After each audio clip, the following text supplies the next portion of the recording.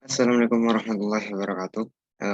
Dan di sini saya Muhammad Miswan Olom, kelas D.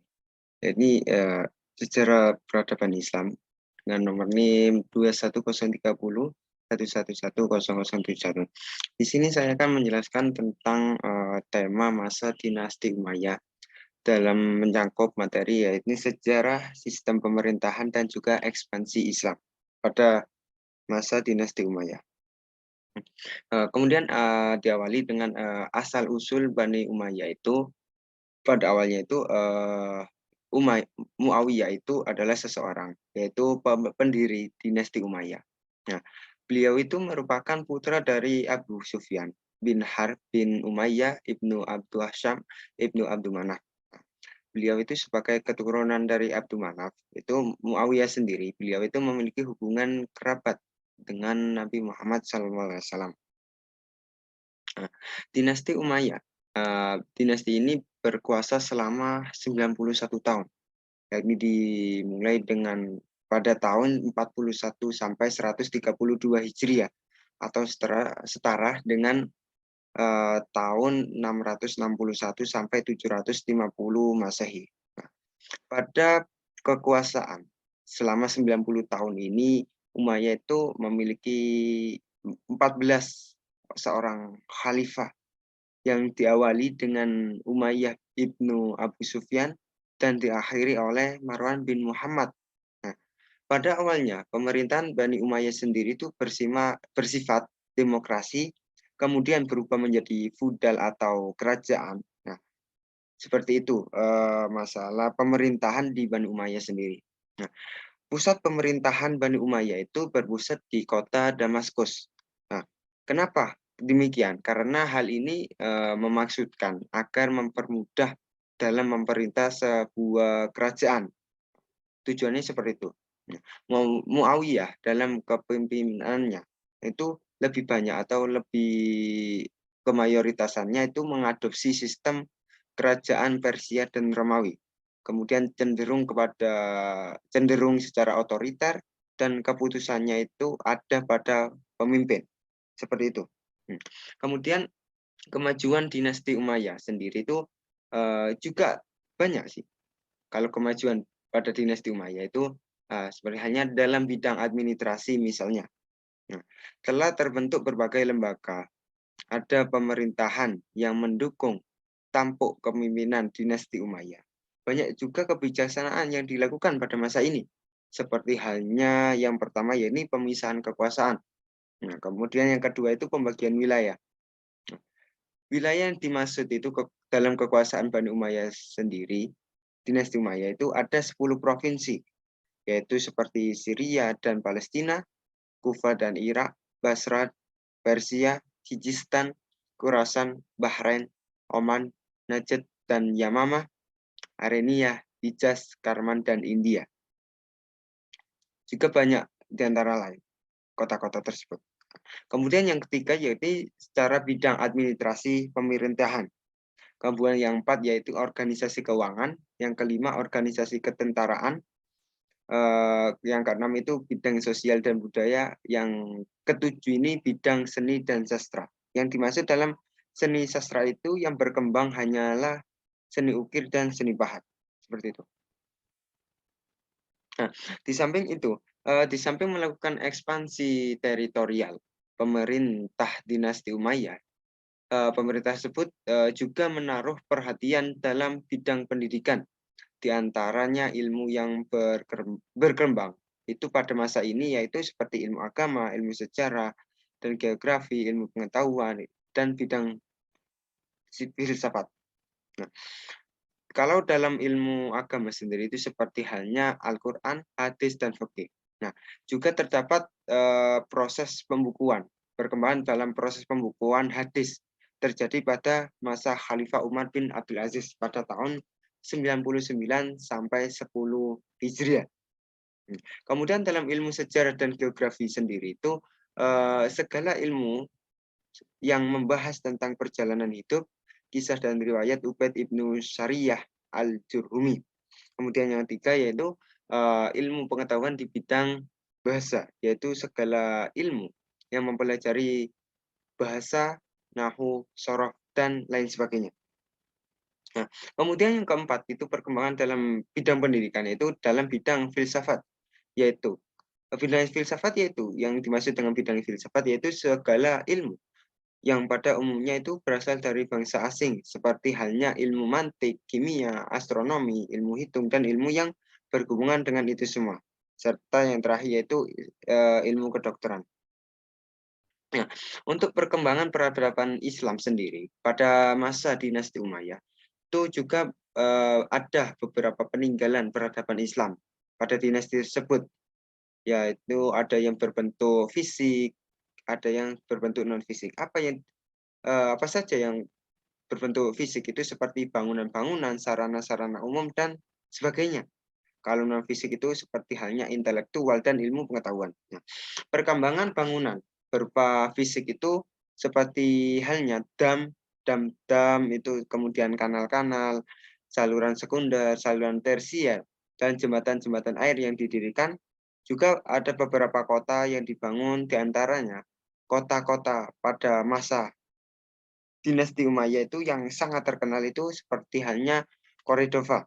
Nah, kota ini terletak di sebelah selatan lereng Gunung Sire de Cordoba dan di tepi sungai Guadalquivir.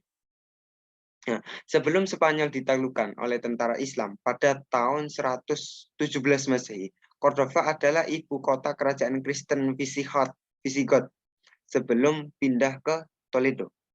Pada tahun 756 Masehi, kota ini menjadi ibu kota dan pusat pemerintahan Bani Umayyah di Spanyol. Setelah Bani Umayyah, pemerintahan pusat Bani Umayyah di Damaskus itu jatuh ke tangan Bani Abbas pada tahun 750 Masehi. Seperti itu. Kemudian sebagai ibu kota pemerintahan, Cordoba di masa Bani Umayyah itu mengalami perkembangan yang sangat pesat. Nah, itu efeknya. Kemudian kota yang kedua yaitu Granada. Kota Granada itu terletak di tepi Sungai Genil di kaki Gunung Sierra Nevada yang berdekatan dengan pantai laut Mediterania atau yang sering disebut dengan Laut Tengah. Pada abad ke-12, Granada itu menjadi kota terbesar kelima di Spanyol. Nah, kota ini dikelilingi oleh tembok besar. Struktur penduduknya itu terdiri atas campuran dari berbagai bangsa, terutama bangsa Arab, Barbar, dan Spanyol. Yang bangsa-bangsa tersebut itu yang menganut 3 agama besar, yaitu Islam, Kristen, dan Yahudi. Nah, sejak abad ke-13, ya, Granada itu diperintah oleh dinasti Nasrid selama kurang itu, kalau nggak salah, 250 tahun. Nah, pada masa itulah dibangun sebuah istana indah dan megah yang terkenal dengan nama Istana Alhambra yang berarti merah. Nah, Granada itu sendiri itu terkenal dengan tembok dan 20 menara yang mengitarinya. Nah, pada masa pemerintahan Muhammad pada tahun 1354 sampai 1391 Masehi, Granada sendiri itu mencapai puncak kejayaannya baik dalam bentuk arsitektur maupun bidang politiknya. Itu. Kemudian perkembangan secara non fisik ya.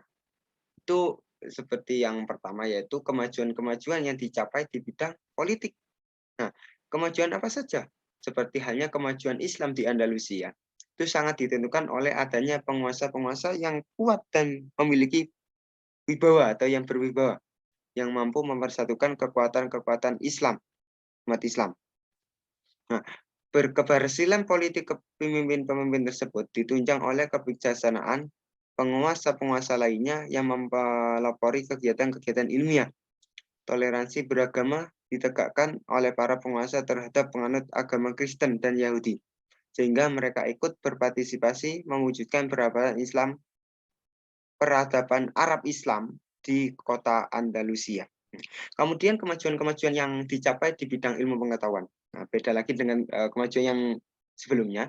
Itu dalam masa lebih dari 7 tahun abad kekuasaan Bani Umayyah, itu umat Islam telah mencapai kejayaannya sehingga membawa dampak besar terhadap kemajuan di belahan dunia lainnya.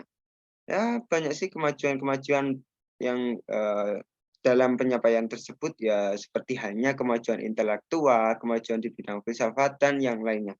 Kalau, kemajuan intelektual sendiri itu terjadi di kota Andalusia. Nah, kota Andalusia sendiri itu adalah negeri yang subur. Kesuburannya itu mendatangkan penghasilan ekonomi yang tinggi dan pada gilirannya banyak menghasilkan pemikir-pemikir hebat. Nah, masyarakat Andalusia sendiri itu merupakan masyarakat majemuk yang terdiri atas komunitas-komunitas Arab.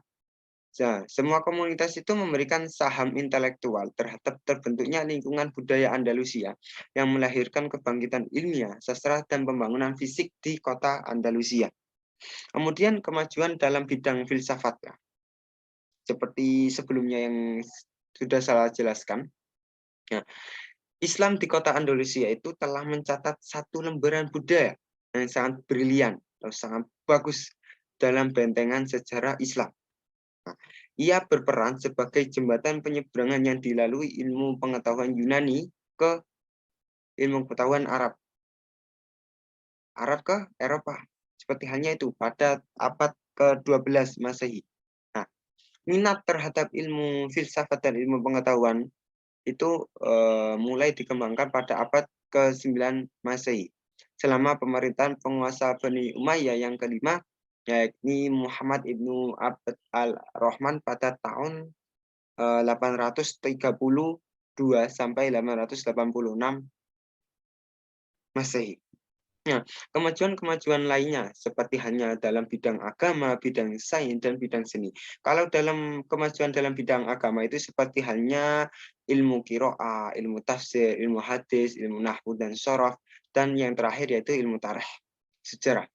Nah, kemudian kemajuan dalam bidang sains seperti halnya ilmu kimia, kedokteran, bumi, dan perbintangan, yaitu sering disebut dengan ilmu astronomi.